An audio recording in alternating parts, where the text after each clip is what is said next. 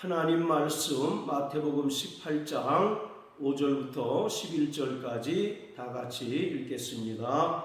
또 누구든지 내 이름으로 이런 어린아이 하나를 영접하면 곧 나를 영접함이니 누구든지 나를 믿는 이 소자 중 하나를 실족케 하면 차라리 연자 맷돌을 그 목에 달리우고 깊은 바다에 빠뜨리우는 것이 나으니라. 실족케 하는 일들이 있음을 인하여 세상에 화가 있도다. 실족케 하는 일이 없을 수는 없으나 실족케 하는 그 사람에게는 화가 있도다. 만일 내 손이나 내 발이 너를 범죄케 하거든 찍어내 버리라. 불구자나 절뚝발이로 영생에 들어가는 것이 두 손과 두 발을 가지고 영원한 불에 던지우는 것보다 나으니라. 만일 내 눈이 너를 범죄케 하거든 빼어내 버리라. 한 눈으로 영생에 들어가는 것이 두 눈을 가지고 지옥불에 던지우는 것보다 나으니라. 삼가 이 소자 중에 하나도 없인 여기지 말라. 너희에게 말하노니 저희 천사들이 하늘에서 하늘에 계신 내 아버지의 얼굴을 항상 배움느니라. 아멘.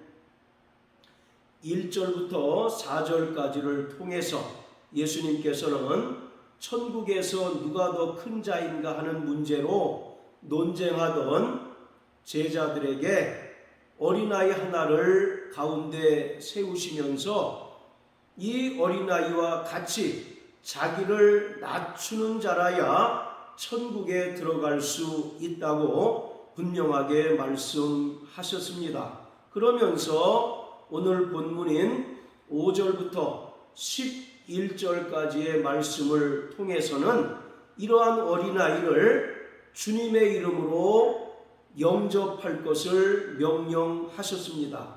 그리고 사람을 그 외모나 또 사회적인 지위나 조건을 통해서 업신여기거나 차별하거나 판단하지 말 것을 엄히 경계하셨습니다. 예수님 당시에 어린아이는 사회적으로 극히 소외받는 계층이었습니다. 어린아이들은 아무런 자격이나 권한이 없기 때문에 가장 가난하고 무력한 존재였습니다. 예수님께서는 이러한 어린아이들조차 업신여기지 말고 또 차별하거나 판단하지 말고 주님의 이름으로 이러한 어린아이를 영접하라고 명령하셨습니다. 우리 하나님 아버지께서는 사람을 외모로 보시지 않습니다. 베드로전서 1장 17절에 하나님께서는 사람을 외모로 보시지 않고 각 사람의 행위대로 판단하신다라고 말씀합니다. 따라서 예수님의 은혜로 말미암아 구원함을 받고 하나님의 자녀가 되고 천국 백성이 된 성도들 또한 사람의 외모나 또 그가 가지고 있는 사회적인 지위나 조건으로 사람을 차별하고 또 판단해서는 결코 안 되는 것입니다. 야고보는 사람을 외모로 차별하고 판단하는 것은 죄를 짓는 것이며 율법은 이러한 자들을 범죄자로 정죄한다라고 말하고 있습니다. 자, 야고보서 2장을 다 같이 보시겠습니다. 야고보서 2장 1절부터 10절까지입니다. 내 형제들아 영광의 주 곧 우리 주 예수 그리스도를 믿는 믿음을 너희가 받았으니 사람을 외모로 취하지 말라. 만일 너희 회당에 금가락지를 끼고 아름다운 옷을 입은 사람이 들어오고 또 더러운 옷을 입은 가난한 사람이 들어올 때에 너희가 아름다운 옷을 입은 자를 돌아보아 가로되 여기 좋은 자리에 앉으소서 하고 또 가난한 자에게 이르되 너는 거기 섰든지 내 발등상 아래 앉으라 하면 너희끼리 서로 구별하며 악한 생각으로 판단하는 자가 되는 것이 아니냐. 내 사랑하는 형제들아 들을지어다. 하나님이 세상에 대하여는 가난한 자를 택하사 믿음에 부요하게 하시고 또 자기를 사랑하는 자들에게 약속하신 나라를 유업으로 받게 아니하셨느냐. 너희는 도리어 가난한 자를 괄시하였도다. 부자는 너희를 압제하며 법정으로 끌고 가지 아니하느냐. 저희는 너희에게 대하여 일컫는 바 그 아름다운 이름을 회방하지 아니하느냐. 너희가 만일 경에 기록한 대로 내 이웃 사랑하기를 내 몸과 같이 하라 하신 최고한 법을 지키면 잘하는 것이거니와 만일 너희가 외모로 사람을 취하면 죄를 짓는 것이니 율법이 너희를 범죄자로 정하리라.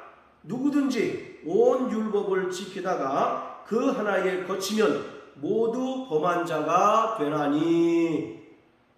자, 1절에서 야고보는 우리 주 예수 그리스도를 믿음으로 말미암아 구원받은 성도들은 결코 사람을 외모로 취해서는 안 된다고 말합니다.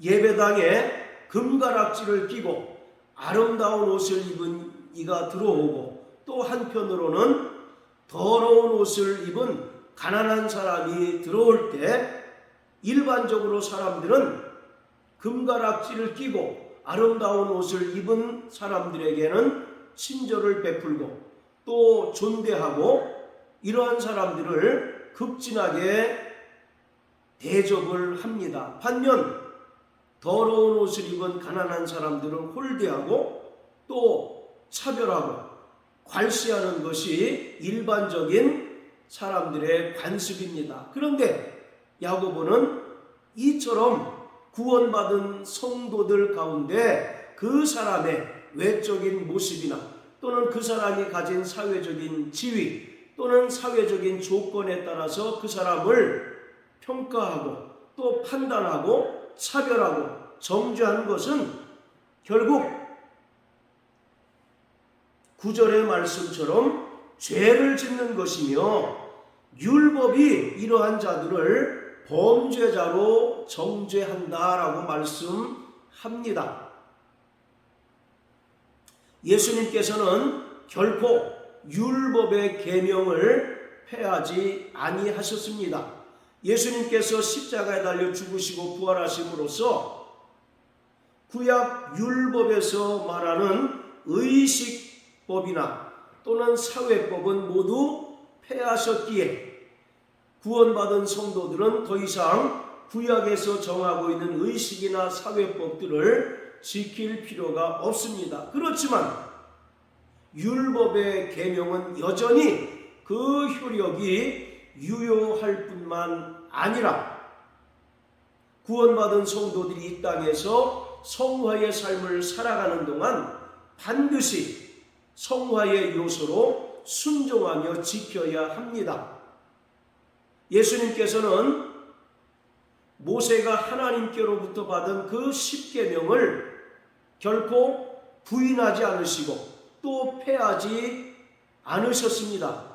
마태복음 22장에 보면 어떤 율법사가 예수님께 와서 예수님을 시험합니다. 예수님, 율법에서 명한 계명 중에 어떤 계명이 가장 큽니까? 라고 물었을 때 예수님께서는 첫째는 이것이니 너희가 마음을 다하고 뜻을 다하고 성품을 다하여 주 너희 하나님을 사랑하라. 그리고 둘째는 이것이니 내 이웃을 내 몸과 같이 사랑하라. 이것이 온 율법과 선지자의 강령이라고 말하고 있습니다. 즉 내 이웃을 내 몸과 같이 사랑하라 하신 것이 바로 하나님께서 명하신 최고의 계명이라고 말씀합니다. 그럼에도 불구하고 이 계명에 순종하지 않을 뿐만 아니라 오히려 역행하여서 구원받은 성도들을 그 외적인 모습, 또 사회적인 조건이나 지위를 통해서 정죄하고 판단하고 또 차별하는 것은 죄를 범하는 것이고, 또 율법은 이러한 자들을 범죄자로 정죄한다고 야고보는 분명하게 경고하고 있습니다. 자, 또 야고보 4장을 다 같이 보시겠습니다. 야고보 4장 11절 12절 형제들아 피차에 비방하지 말라. 형제를 비방하는 자나 형제를 판단하는 자는 곧 율법을 비방하고 율법을 판단하는 것이라. 내가 만일 율법을 판단하면 율법의 준행자가 아니요 재판자로다. 입법자와 재판자는 오직 하나이시니 능히 구원하기도 하시고 멸하기도 하시느니라. 너는 누구간데 이웃을 판단하느냐. 구원받은 성도들은 바로 율법의 준행자입니다. 그런데 율법의 준행자인 성도들이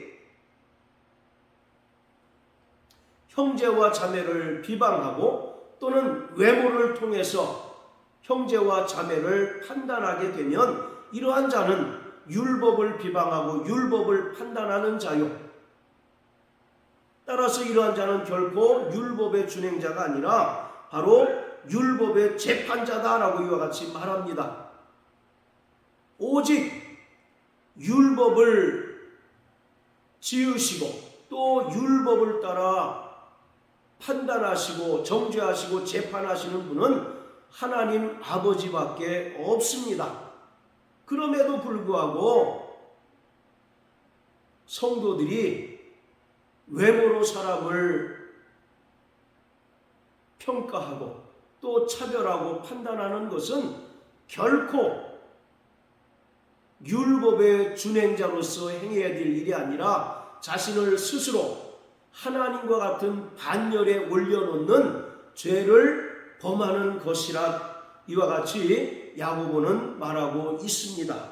자, 이처럼 예수님께서는 오늘 마태복음 18장 5절부터 11절까지의 말씀을 통해서 비록 사회적으로 소외된 계층이고 또 구원받은 성도들 가운데 남루하게 옷을 입고 경제적인 상황이 곤궁한 자 할지라도 무시하거나 홀대하거나 업신여기지 말라고 말합니다. 그리고 이러한 자들을 주님의 이름으로 영접할 것을 명령하고 있습니다.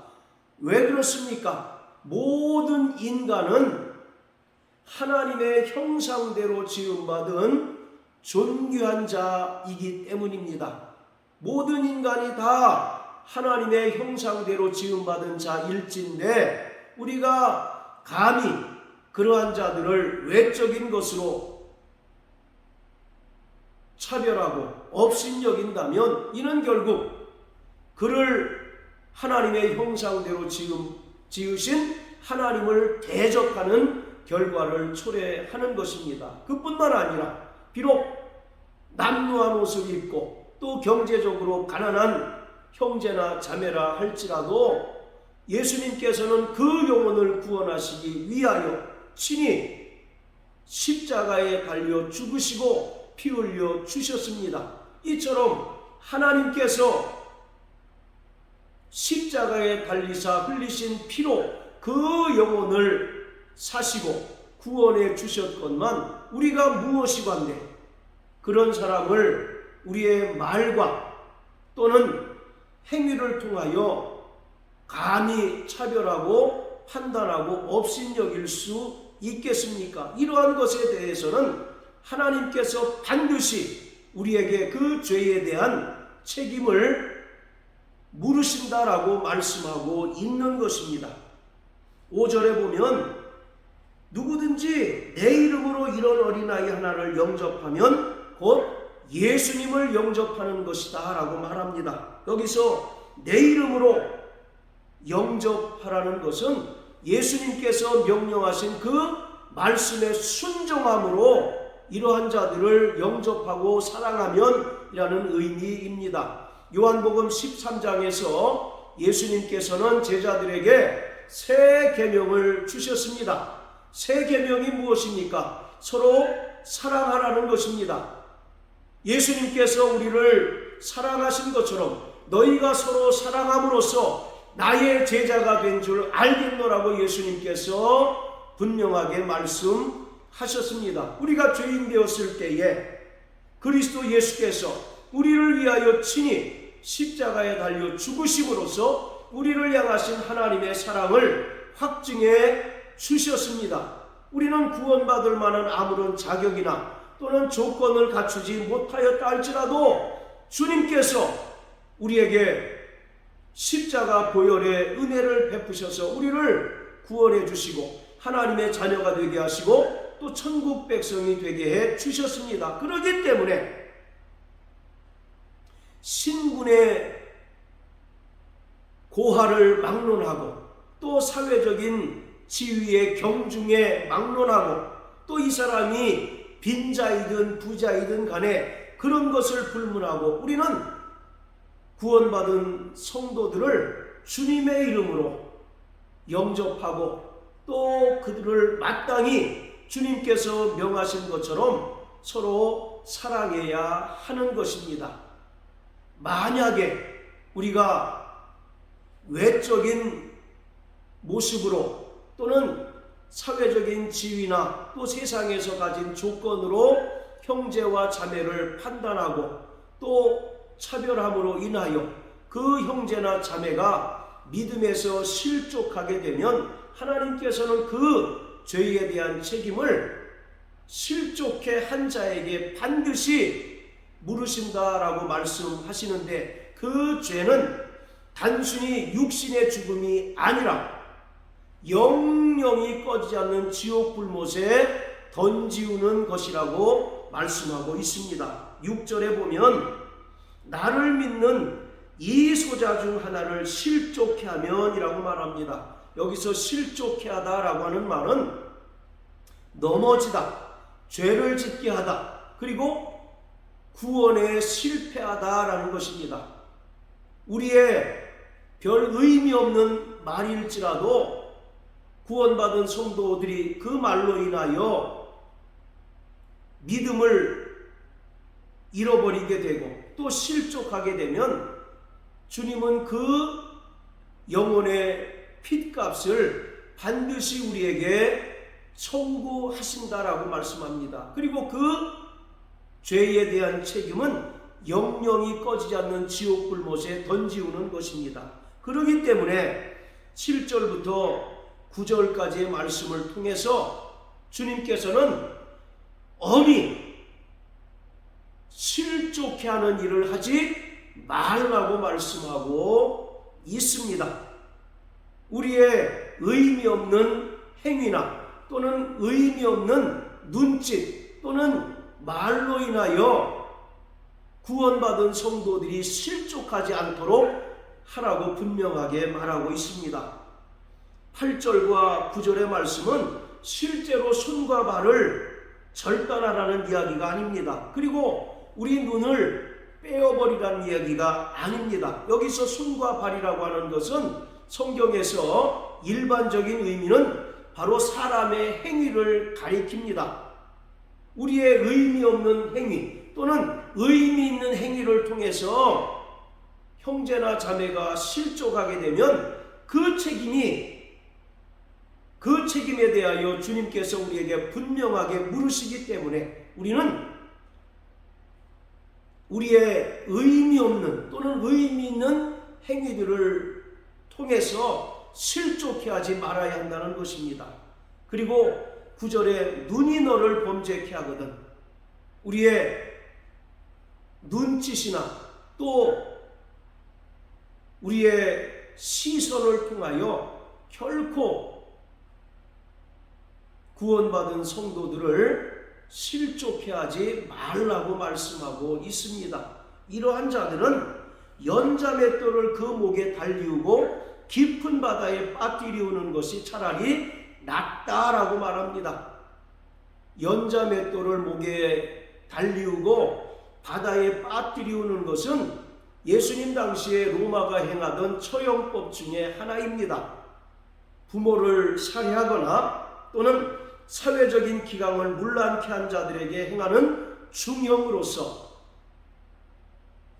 이러한 처형보다 더 중한 또는 영적인 처형을 실족케 하는 자들이 당하게 되리라고 예수님께서 우리에게 분명하게 경고하고 있습니다. 그리고 마지막 10절에서 보면 이 소자 중에 하나도 업신여기지 말라고 말합니다. 저희 천사들이 하늘에서 하늘에 계신 내 아버지의 얼굴을 항상 뵙는다라고 말합니다. 유대인들은 사람들에게 하나님께서 보내신 천사들이 있다고 믿습니다. 그것을 일명 수호천사라고 하기도 합니다.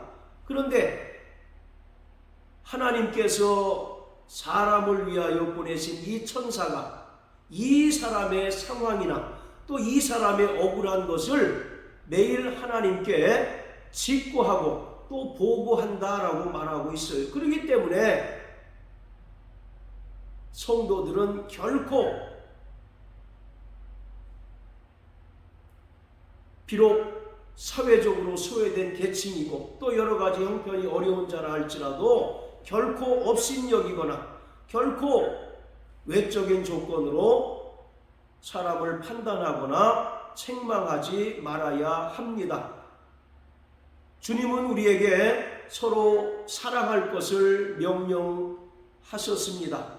갈라디아서 6장 3절에 보면 서로의 짐을 지라 그리하여 그리스도의 법을 세우라고 말씀하고 있습니다. 그리스도의 법은 주님께서 우리에게 명하신 새 계명입니다. 우리 가운데 모든 사람이 다 믿음이 똑같은 것이 아닙니다. 어떤 이는 믿음이 더 훌륭한 사람이 있는가 하면 또 어떤 이는 믿음이 연약한 사람이 있습니다. 믿음이 연약한 사람들을 우리가 함부로 판단하고 정죄하지 말고 그들의 연약함을 우리가 도와줌으로써 그들도 우리와 같은 그 믿음의 수준에 이를 수 있도록 협력하라고 말씀하고 있습니다. 사랑은 허다한 죄를 덮습니다. 그러므로 이 땅을 살아가는 구원받은 성도들은 주님께서 명령하신 그 새 계명을 따라서 우리가 죄인 되었을 때에 우리를 사랑하사 친히 십자가에 달려 죽으시고 부활하신 그 주님의 그 사랑대로 우리가 마땅히 서로 사랑하고 또 서로의 짐을 짐으로써 그리스도의 법을 완성하는 자가 되어야 합니다. 이러한 삶을 살아내는 저와 여러분들 되시길 예수님 이름으로 축복합니다. 할렐루야.